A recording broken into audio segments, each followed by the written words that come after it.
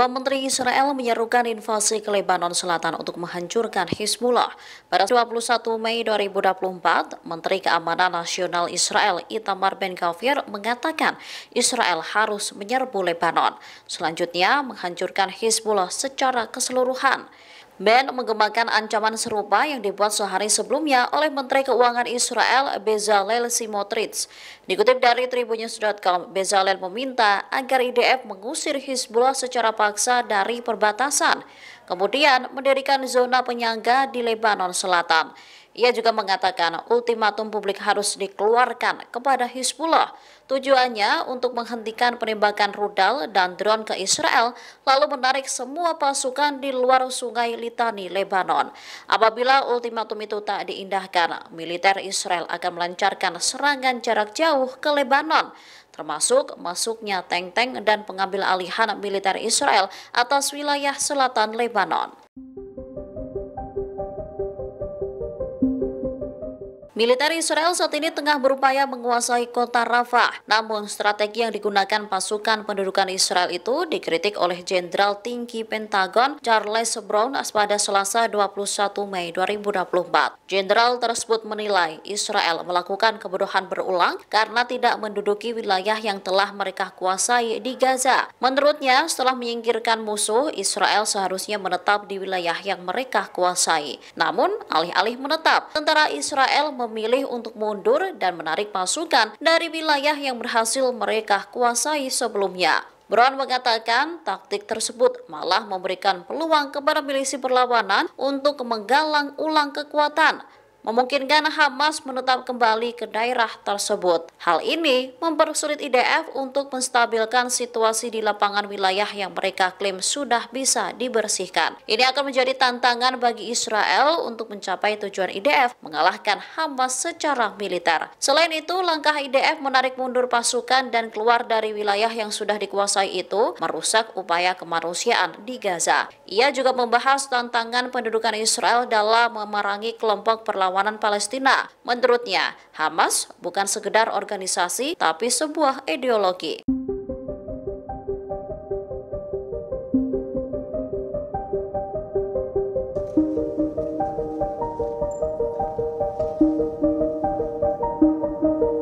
Dewan Keamanan PBB mengheningkan cipta selama 1 menit dalam rapat pada Senin 20 Mei 2024 untuk mengenang Presiden Iran Ibrahim Raisi yang meninggal akibat kecelakaan helikopter.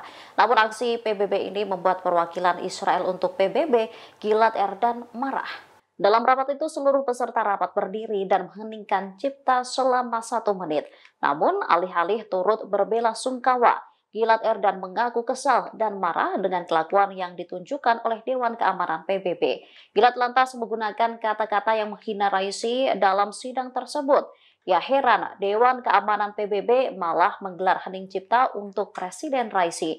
Padahal menurutnya Presiden Iran tersebut adalah sosok pembunuh massal. Dirinya lantas mengkritik PBB yang dinilai tak melakukan upaya apapun untuk membebaskan warganya yang disandera Hamas. Di sisi lain, PBB malah menundukkan kepala kepada orang yang dinilai bertanggung jawab atas terbunuhnya ribuan orang di Israel dan seluruh dunia. Duta Besar Israel untuk PBB tersebut juga kembali mempertanyakan sikap PBB yang berduga atas meninggalnya rombongan Presiden Iran. Menurutnya, tindakan itu bisa mengancam perdamaian global. The outset of the meeting, I should like, at the request of the delegations of the Russian Federation, China, and Algeria, and on behalf of the members of the Security Council, to ask that all those present now stand and join in observing a minute of silence in remembrance of the loss of life in a helicopter crash of the President of the Islamic Republic of Iran, Ibrahim Raisi, the Minister of Foreign Affairs of the Islamic Republic of Iran, Hossein Amir Abdollahian, and all passengers, and to present its condolences and sympathy to their families and the people of the Islamic Republic of Iran.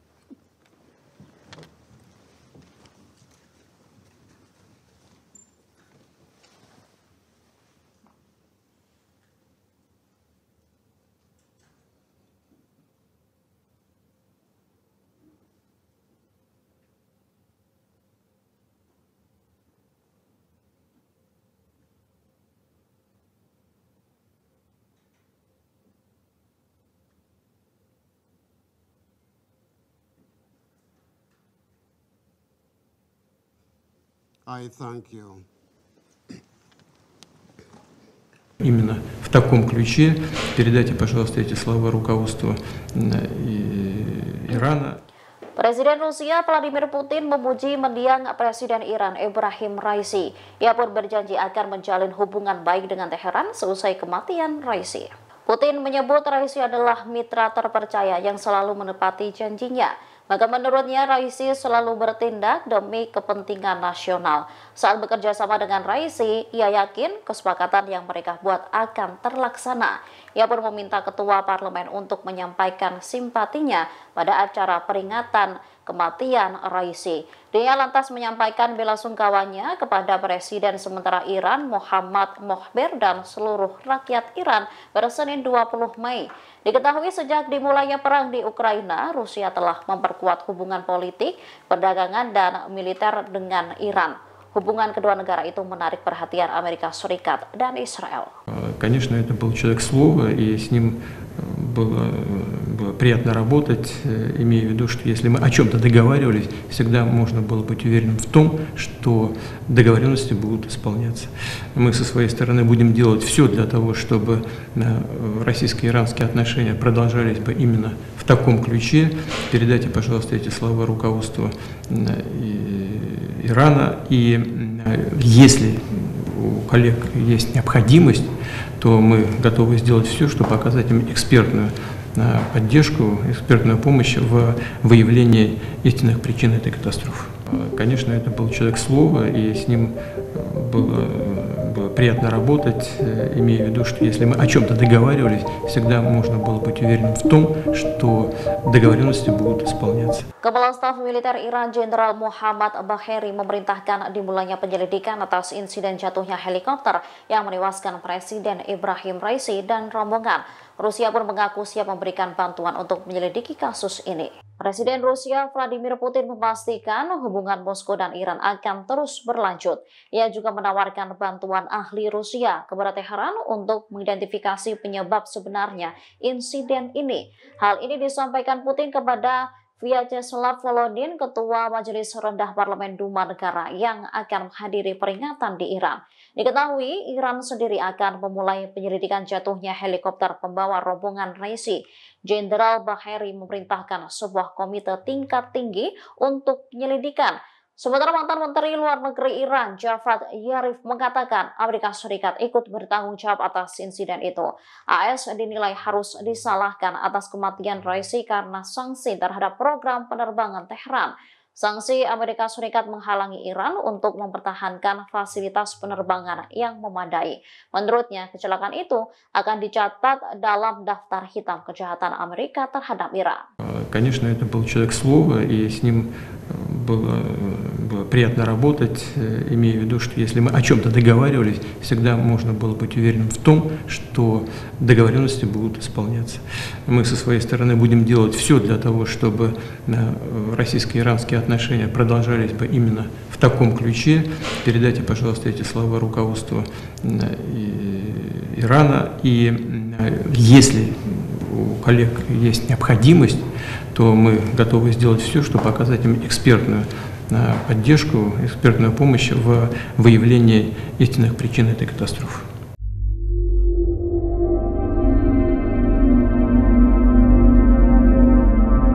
Fakta baru terkait jatuhnya helikopter yang menewaskan Presiden Iran Ebrahim Raisi dan rombongan pada Minggu 19 Mei 2024 terungkap. Ternyata satu korban sempat menjawab telepon dari awak helikopter lain sebelum akhirnya meninggal. Kepala Staf Kepresidenan Iran Gholam Hossein Esmaili menyebut kondisi cuaca di wilayah Farzahan sebelumnya baik.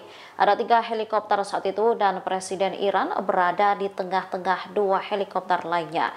Namun ketika 3 helikopter itu terbang, mereka melihat adanya awan di dekatnya. Pilot helikopter yang membawa Raisi meminta kedua helikopter menaikkan ketinggian terbang untuk menghindari awan. Setelah kedua helikopter mencapai ketinggian, mereka menyadari bahwa helikopter yang membawa Raisi tak berada di posisinya. Setelah melakukan pencarian dan tak menemukan hasil karena ada awan tebal, kedua helikopter akhirnya mendarat di tambang tembakau terdekat. Awak helikopter lain mencoba menghubungi kapten yang bertanggung jawab membawa Presiden Raisi lagi. Namun saat itu yang menerima telepon adalah pemimpin sholat Jumat Tabriz Muhammad Ali Al-Hasem. Muhammad Ali mengatakan situasinya tak baik karena helikopter menabrak lembah. Sejak saat diidentifikasi, Presiden Raisi dipastikan tewas seketika dalam kecelakaan. Namun Muhammad Ali meninggal beberapa jam setelahnya.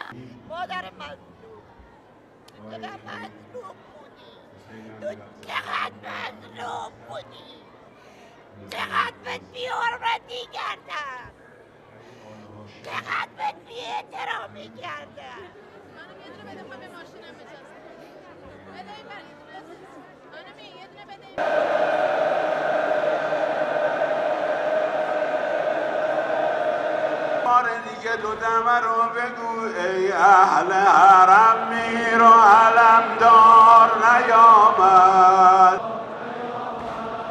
سبای حسین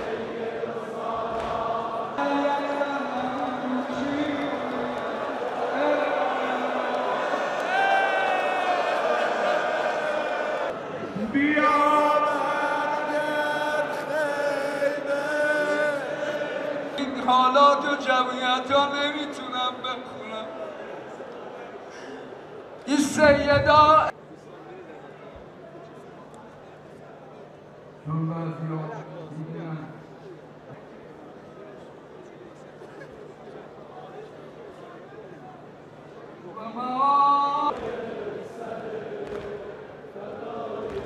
آب به خیمه نرسید قامتش خمید مدار